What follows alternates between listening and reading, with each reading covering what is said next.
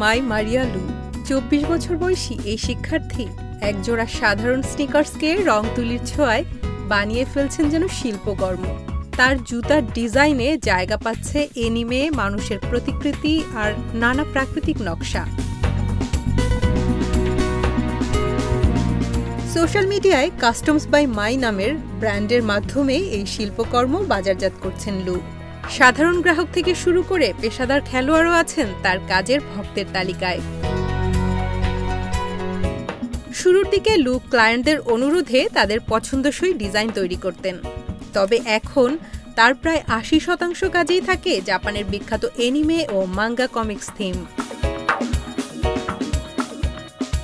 প্রতিটি স্নিকার্সে নকশা শেষ করতে লুর সময় লাগে গড়ে ৬ থেকে ৮ ঘন্টা, আর জটিল নকশায় লেগে যায় প্রায় ১২ ঘন্টা। মারিয়া লুর যাত্রা শুরু হয়েছিল অনেকটা কাকতালীয়ভাবে। কিশোর বয়সে নিজের জুতা ফাইন লাইনার কলম দিয়ে সাজাতেন। পরে একদিন তার বয়ফ্রেন্ড ক্রিসমাস উপহারের জন্য বোনের জুতায় নকশা এঁকে দেওয়ার জন্য লুকে অনুরোধ করেন। সেখান থেকেই শুরু, আর এখন তো রীতিমতো লু পেশাদার ডিজাইনার। তামান্নাই জাহান, ইন্ডিপেন্ডেন্ট ডিজিটাল।